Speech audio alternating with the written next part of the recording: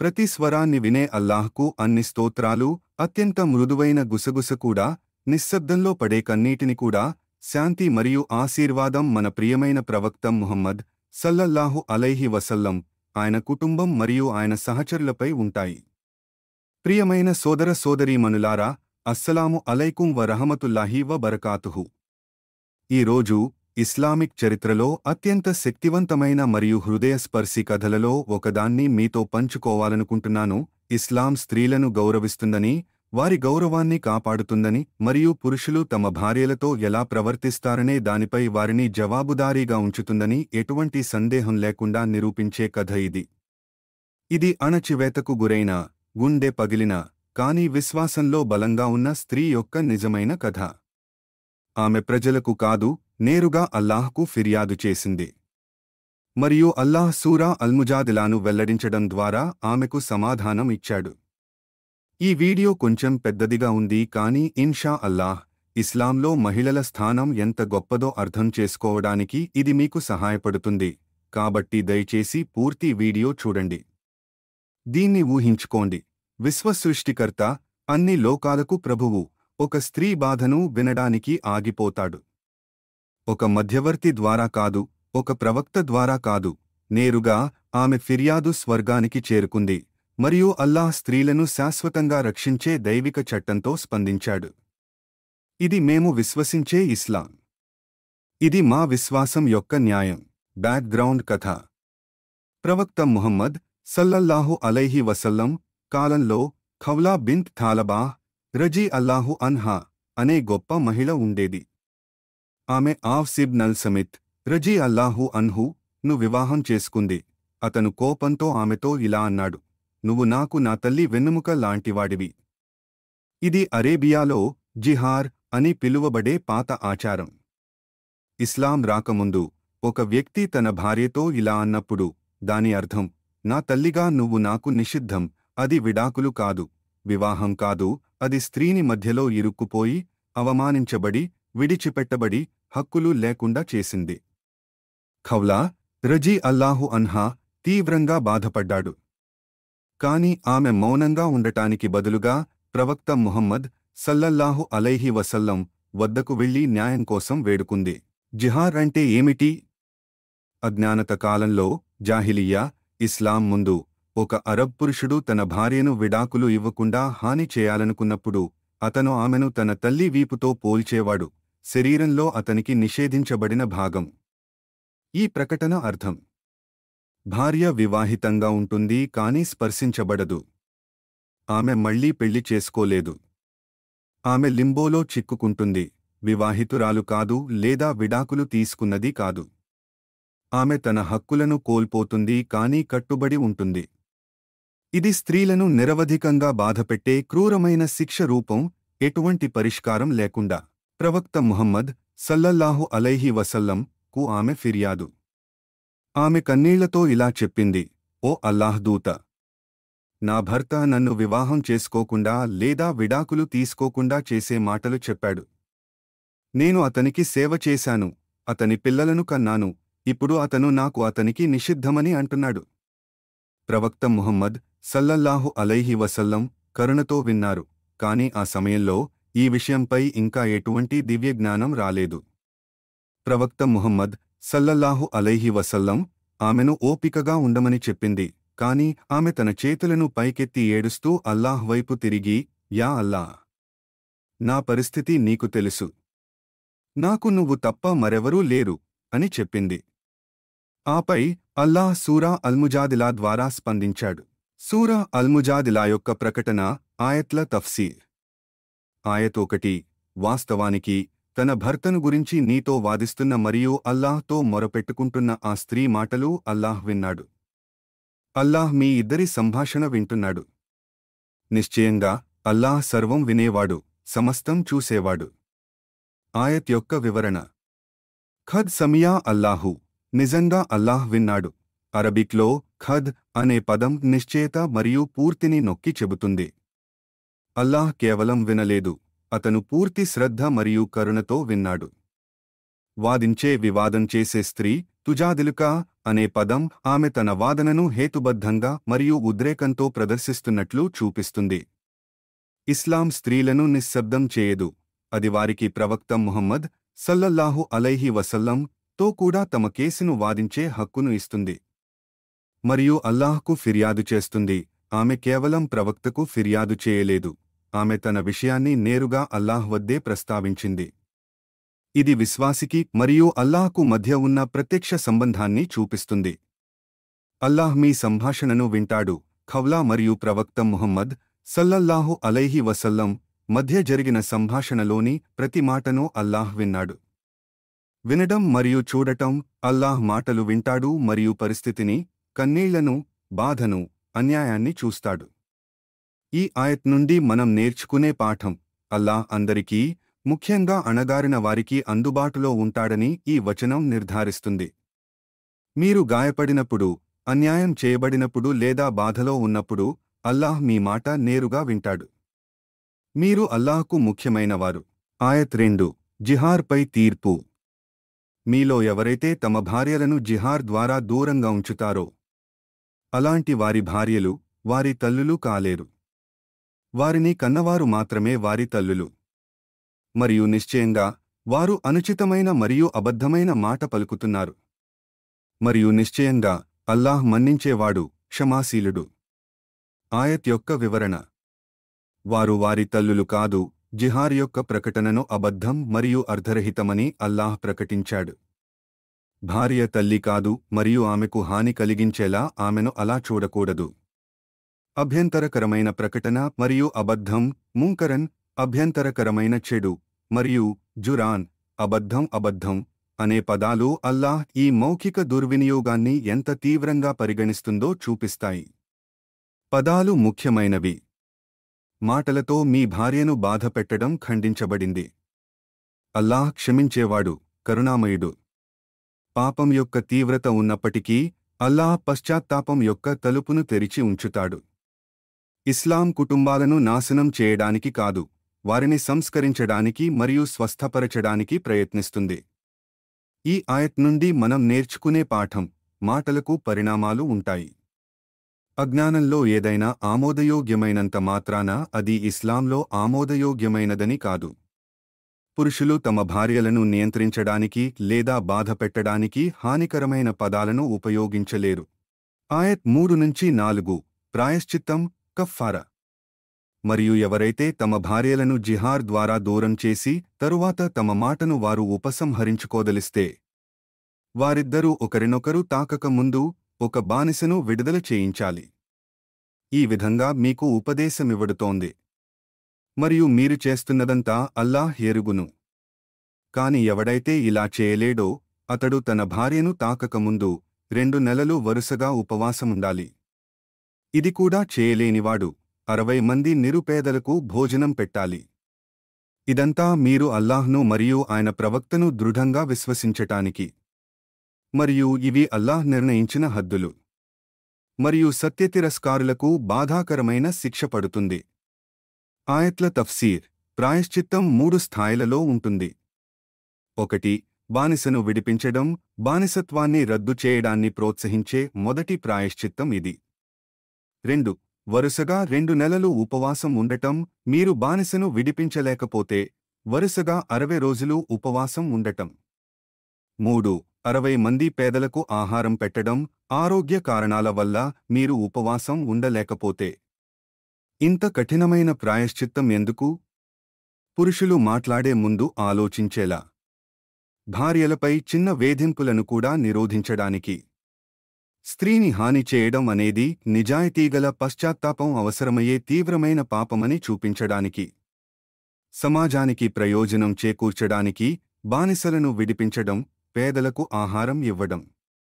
ఒకరినొకరు తాకే ముందు పురుషులు తమ పాపాన్ని తీవ్రంగా పరిగణిస్తున్నారని నిర్ధారించుకోవడానికి వివాహ సంబంధాలను తిరిగి ప్రారంభించే ముందు ప్రాయశ్చిత్తం పూర్తి చేయాలి. ఈ శ్లోకాల నుండి మనం నేర్చుకునే పాఠం ఇది: ప్రతి చర్యకు పరిణామాలు ఉంటాయి. మీ భార్యను బాధపెట్టిన తర్వాత మీరు క్షమించండి అని చెప్పలేరు. నిజమైన పశ్చాత్తాపానికి త్యాగం మరియు మార్పు అవసరం. ఆయత్ 5 మరియు 6 అల్లాహ్ను వ్యతిరేకించే వారి గతి. నిశ్చయంగా అల్లాహ్ మరియు ఆయన ప్రవక్తను వ్యతిరేకించేవారు తమకు పూర్వం గతించినవారు అవమానింపడినట్లు అవమానింపబడతారు. మరియు వాస్తవానికి మేము స్పష్టమైన సూచనలను, ఆయాత్లను అవతరింపజేశాము. మరియు సత్యతిరస్కారులకు అవమానకరమైన శిక్ష పడుతుంది. అల్లాహ్ వారందరినీ మరల బ్రతికించి లేపి, వారు చేసిందంతా వారికి తెలిపే రోజున వారు తాము చేసిందంతా మరచిపోయి ఉండవచ్చు, కాని అల్లాహ్ అంతా లెక్కపెట్టి ఉంచుతాడు. మరియు అల్లాహ్ ఏ ప్రతిదానికి సాక్షి. ఆయత్ల తఫ్సీర్. వివాహం మరియు స్త్రీల హక్కులకు సంబంధించి అల్లాహ్ చట్టాలను ఉల్లంఘించేవారు అవమానాన్ని ఎదుర్కొంటారు. మనం మరచిపోయినప్పటికీ ప్రతి కార్యం నమోదు చేయబడుతుంది. తీర్పు దినాన మన జీవిత భాగస్వాములతో మనం ఎలా ప్రవర్తించామో దానికి మనం జవాబుదారులం అవుతాము. ఆయత్ల నుండి మనం నేర్చుకునే పాఠం: మీరు మీ భార్యతో ఎలా ప్రవర్తిస్తారనేది వ్యక్తిగత విషయం కాదు, ఇది మీకు మరియు అల్లాహ్కు మధ్య ఉంటుంది. ప్రతి కఠినమైన మాట, ప్రతి అన్యాయం నమోదు చేయబడుతుంది. ఆయత్ 7 అల్లాహ్ యొక్క పూర్తి జ్ఞానం. ఏమీ నీకు తెలియదా? నిశ్చయంగా ఆకాశాలలో మరియు భూమిలోనున్న సర్వమూ అల్లాహ్కు తెలుసునని. ఏ ముగ్గురు కలిసి రహస్య సమాలోచనలు చేస్తూ ఉన్నా ఆయన 4వ వాడిగా ఉంటాడు. మరియు ఏ 5గురు రహస్య సమాలోచనలు చేస్తూ ఉన్నా ఆయన 6వ వాడిగా ఉంటాడు. మరియు అంతకు తక్కువ మందిగాని లేక అంతకు ఎక్కువ మందిగాని ఉన్నా ఆయన వారితో తప్పక ఉంటాడు. వారు ఎక్కడ ఉన్నా సరే. తరువాత ఆయన పునరుద్ధాన దినమున వారు చేసిన కర్మలను వారికి తెలుపుతాడు. నిశ్చయంగా అల్లాహ్కు ప్రతి విషయం గురించి బాగా తెలుసు. ఆయత్ యొక్క తఫ్సీర్. అల్లాహ్ జ్ఞానం ప్రతిదీ చుట్టుముడుతుంది. మీరు మీ భార్యను మూసిన తలుపుల వెనుక బాధపెట్టినప్పుడు అల్లాహ్ అక్కడ ఉంటాడు. మీరు మీ జీవిత భాగస్వామి గురించి చెడుగా మాట్లాడినప్పుడు అల్లాహ్ వింటాడు. అల్లాహ్ నుండి ఏ రహస్యం దాచబడదు. ఆయత్ల నుండి మనం నేర్చుకునే పాఠం: మీ వ్యక్తిగత వాదనలు, మీ కఠినమైన మాటలు, మీ భార్య పట్ల మీరు చేసే దుర్వినియోగం రహస్యంగా జరుగుతాయని మీరు అనుకోవచ్చు. కానీ అల్లాహ్ ప్రతిదానికీ సాక్షి. ఆయత్ 8 నుండి 10 వరకు రహస్య సలహాలు మరియు ధర్మం. ఈ వచనాలు రహస్య కుట్రలు మరియు దుష్ట కుట్రలలో పాల్గొనే విశ్వాసులను చర్చిస్తూనే ఉన్నాయి, వారిని ధర్మం కోసం రహస్యంగా కలిసే వారితో విభేదిస్తున్నాయి. ఏమీ నీకు తెలియదా? చూడటం లేదా?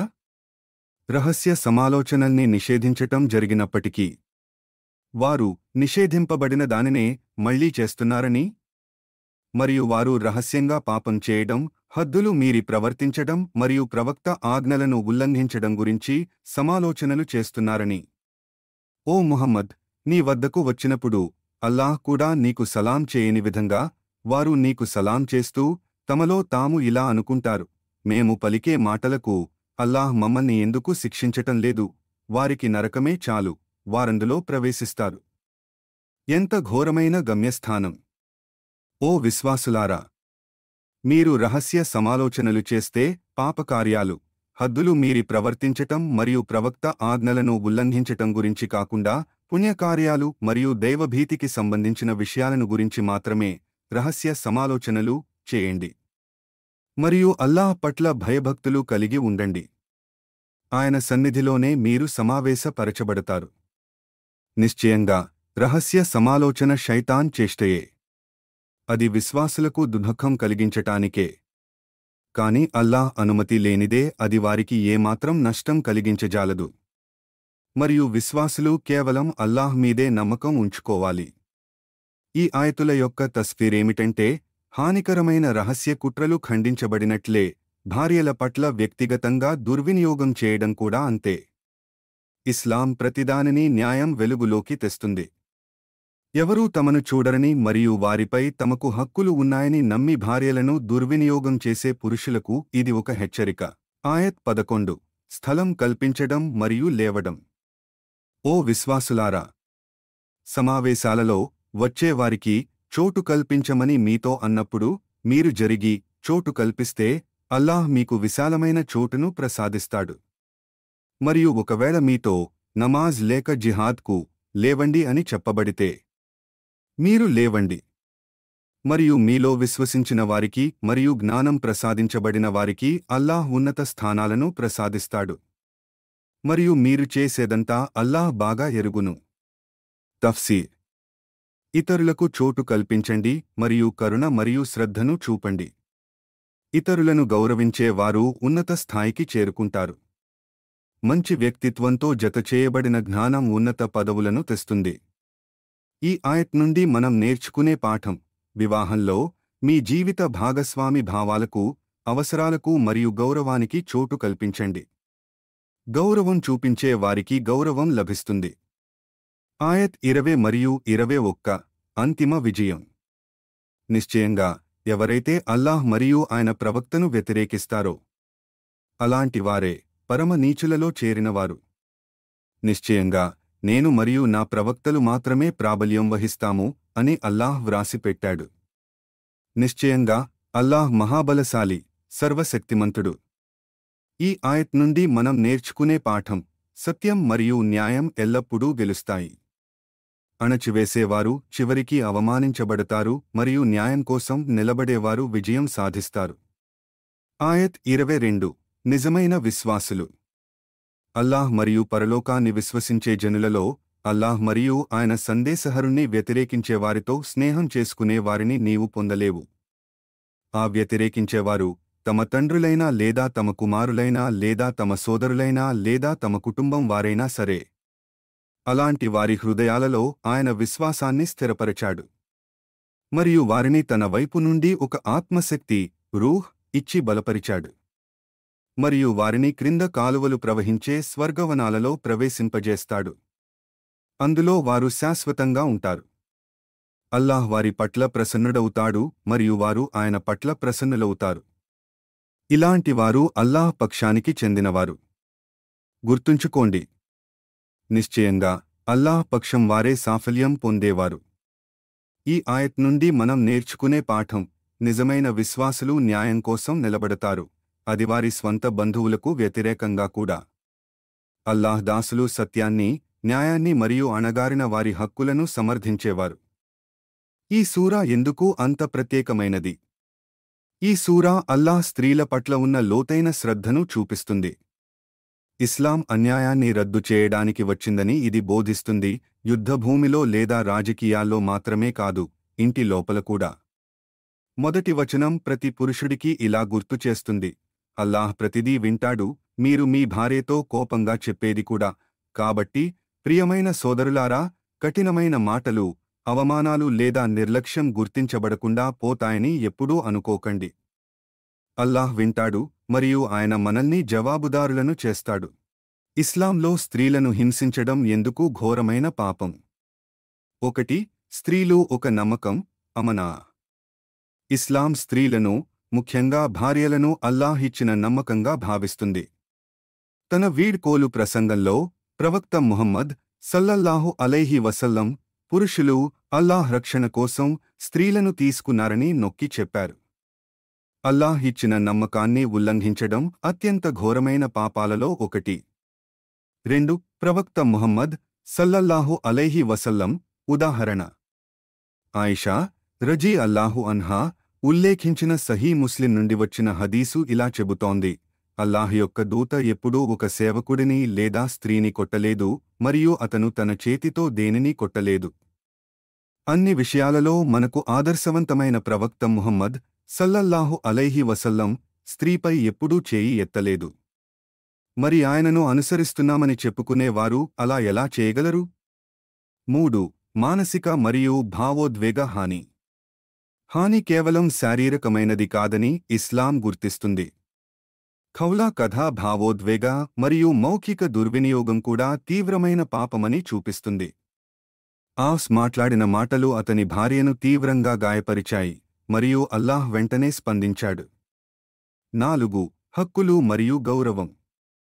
ఒక హదీసులో ప్రవక్త ముహమ్మద్ సల్లల్లాహు అలైహి వసల్లం ఇలా అన్నారు: స్త్రీలు పురుషుల కవల భాగాలు. అల్లాహ్ ముందు పురుషులు మరియు స్త్రీలు వారి మానవత్వం మరియు గౌరవంలో సమానం. ఒక స్త్రీని బాధపెట్టడం అంటే అల్లాహ్ యొక్క గౌరవనీయమైన సృష్టిని ఉల్లంఘించడమే. 5. తల్లి ఉన్నత స్థితి. ఒక హదీసులో ప్రవక్త ముహమ్మద్ సల్లల్లాహు అలైహి వసల్లం ఇలా అన్నారు: స్వర్గం తల్లుల పాదాల వద్ద ఉంది. ప్రతి పురుషుడు స్త్రీ నుండి జన్మించాడు. ఇస్లాంలో ప్రవక్తల తర్వాత అత్యున్నత హోదా తల్లులకు ఇవ్వబడింది. మీరు మీ తల్లిని ఎలా గౌరవించగలరు, కాని మీ భార్యను, కుమార్తెను లేదా సోదరిని ఎలా అగౌరవపరచగలరు? 6. హాని చేసే వారిపై శాపం. ఒక హదీసులో ప్రవక్త ముహమ్మద్ సల్లల్లాహు అలైహి వసల్లం ఇలా అన్నారు: ఒక విశ్వాసికి హాని కలిగించేవాడు లేదా అతనికి వ్యతిరేకంగా కుట్ర పన్నినవాడు శపించబడ్డాడు. మీ భార్య విశ్వాసి. ఆమెను బాధపెట్టడం వల్ల అల్లాహ్ శాపం మీపైకి వస్తుంది. పురుషులకు పాఠాలు. 1. మీ భార్యను గౌరవించండి. ఆమె మీ సేవకురాలు కాదు, మీ జీవిత భాగస్వామి. ప్రవక్త ముహమ్మద్ సల్లల్లాహు అలైహి వసల్లం ఇలా అన్నారు: మీలో ఉత్తములు తమ భార్యలతో ఉత్తమంగా ప్రవర్తించేవారే. 2. కోపాన్ని నియంత్రించుకోండి. హృదయాలను బాధపెట్టే లేదా విచ్ఛిన్నం చేసే మాటలు ఎప్పుడూ అనకండి. ప్రవక్త ముహమ్మద్ సల్లల్లాహు అలైహి వసల్లం ఇలా అన్నారు: బలవంతుడు అంటే ఇతరులను ఓడించేవాడు కాదు, కోపంగా ఉన్నప్పుడు తనను తాను నియంత్రించుకునేవాడు. 3. జవాబుదారీతనం. గుర్తుంచుకోండి, మీరు ఇంట్లో చెప్పే ప్రతి మాట నమోదు చేయబడుతుంది. సూరా అల్ముజాదిలా ఇలా కొనసాగుతోంది: ఆకాశాలలో మరియు భూమిపై ఉన్నవన్నీ అల్లాహ్కు తెలుసని మీరు చూడలేదా? ఆయన వారితో ఉన్నాడు తప్ప మరే రహస్య సంభాషణ లేదు. భార్యాభర్తల మధ్య ప్రైవేట్ సంభాషణలు కూడా అల్లాహ్కు తెలుసు. సరళంగా చెప్పాలంటే పురుషులు అనుసరించాల్సిన పదాలు ఇవి: మీ భార్య మీ ఆస్తి కాదు. మీ కోపాన్ని నియంత్రించుకోండి. మాటలకు శారీరక హాని కంటే ఎక్కువ హాని కలిగించే శక్తి ఉంది. ఓపికగా మరియు దయగా ఉండండి. ఆమెను సురక్షితంగా భావించేలా చేయండి. ఆమె మాట వినండి. మీరు తప్పు చేసినప్పుడు అంగీకరించండి. ప్రవక్త ముహమ్మద్ సల్లల్లాహు అలైహి వసల్లం వీడ్కోలు ప్రసంగాన్ని గుర్తుంచుకోండి. స్త్రీల హక్కులను నొక్కి చెప్పారు. మహిళలకు పాఠాలు. 1. సహనం మరియు జ్ఞానం. ఖవ్లా రజీ అల్లాహు అన్హా పోరాడలేదు లేదా అరవలేదు. ఆమె సబ్ర్, సహనం మరియు దుఆతో అల్లాహ్ వైపు తిరిగింది. 2. న్యాయం కోసం మాట్లాడండి. ఇస్లాం స్త్రీలు అన్యాయానికి వ్యతిరేకంగా గౌరవంగా, నిజాయితీగా మరియు విశ్వాసంతో తమ స్వరాలను పెంచడానికి అనుమతిస్తుంది. 3. తవక్కుల్, అల్లాహ్పై నమ్మకం. ఖవ్లా రజీ అల్లాహు అన్హా హృదయం నిజాయితీగా ఉన్నందున ఆమె ఫిర్యాదు స్వర్గానికి చేరుకుంది. సులభంగా చెప్పాలంటే ఈ క్రింది పదాలు మహిళలు అనుసరించాలి. మీకు మాట్లాడే హక్కు ఉంది. అల్లాహ్ మీ మాట వింటాడు. సరైన మార్గాలను ఉపయోగించండి. అంటే ఈరోజు మీరు దుర్వినియోగాన్ని ఎదుర్కొంటుంటే సహాయం కోరండి. విశ్వసనీయ కుటుంబ సభ్యులు. ఇస్లామిక్ చట్టాన్ని అర్థం చేసుకునే ఇమాంలు మరియు పండితులు. ప్రొఫెషనల్ కౌన్సెలర్లు. అవసరమైనప్పుడు చట్టపరమైన అధికారులు. ఇస్లాం మిమ్మల్ని మౌనంగా బాధించమని కోరదు. మీ హక్కులను తెలుసుకోండి. ఇస్లాంను అధ్యయనం చేయండి మరియు భార్యగా, కుమార్తెగా మరియు ముస్లిం మహిళగా మీ హక్కులను నేర్చుకోండి.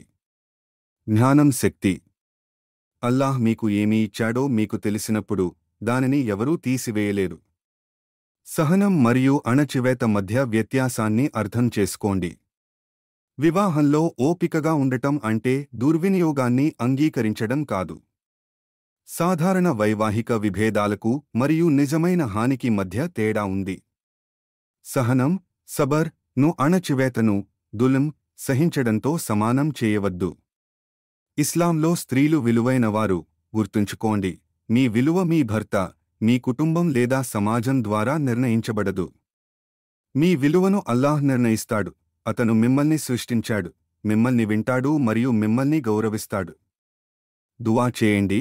స్త్రీ దువా యొక్క శక్తిని ఎప్పుడూ తక్కువ అంచనా వేయకండి, ముఖ్యంగా అన్యాయం చేయబడినప్పుడు.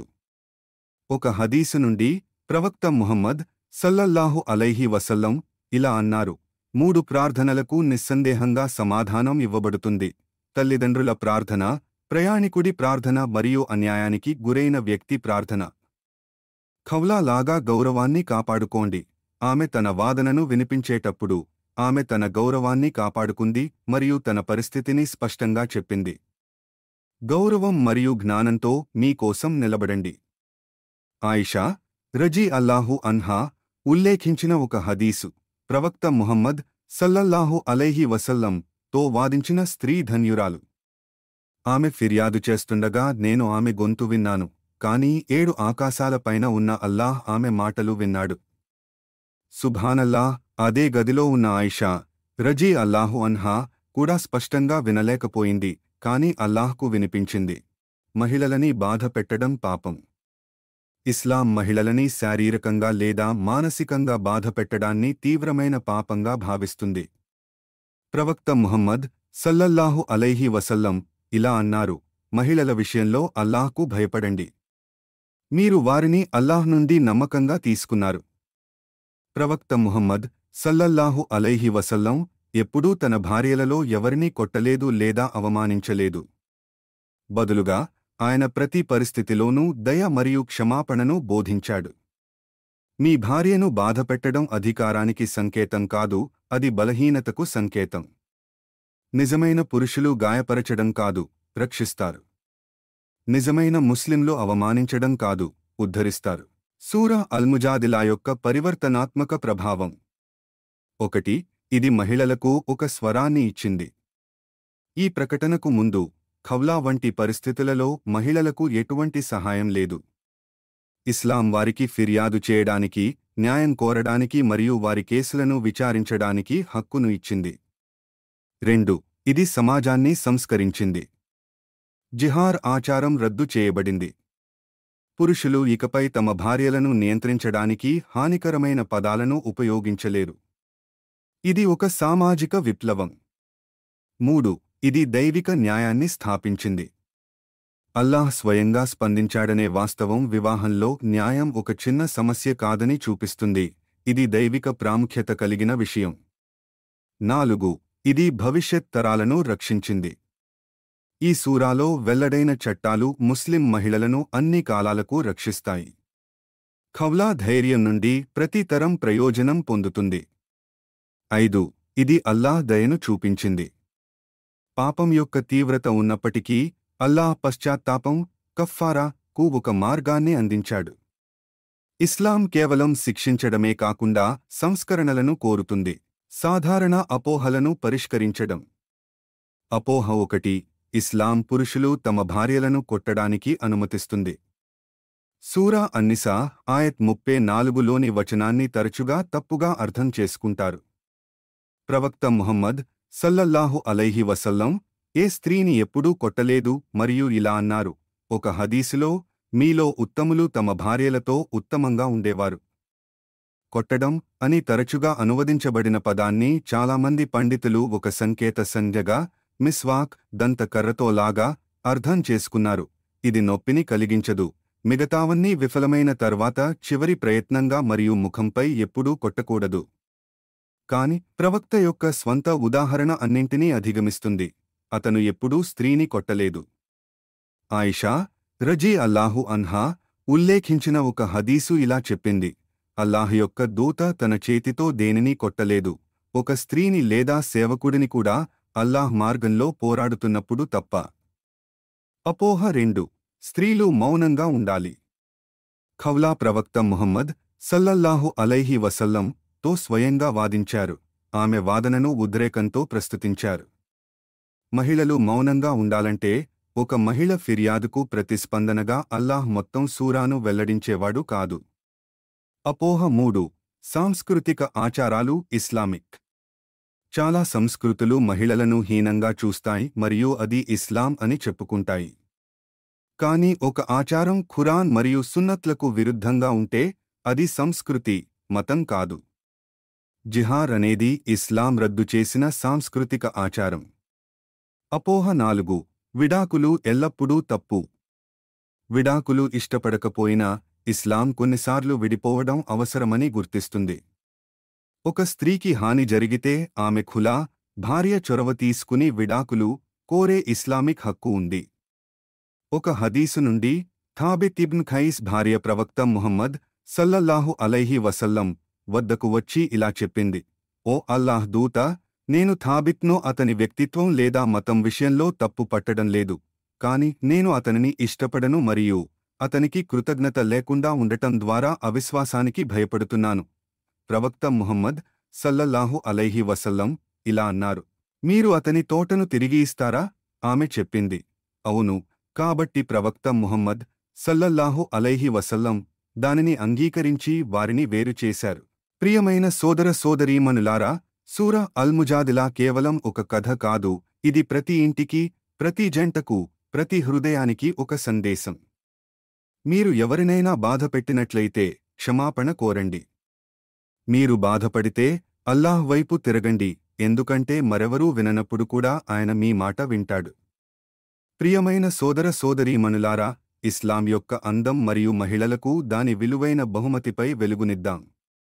మీడియా తరచుగా ముస్లింలను తప్పుగా చిత్రీకరించే ఈ ప్రపంచంలో సూరా అల్-ముజాదిలాలోకి ప్రవేశించి ఇస్లాంలో మహిళల హక్కుల గురించి సత్యాన్ని వెలికితీద్దాం.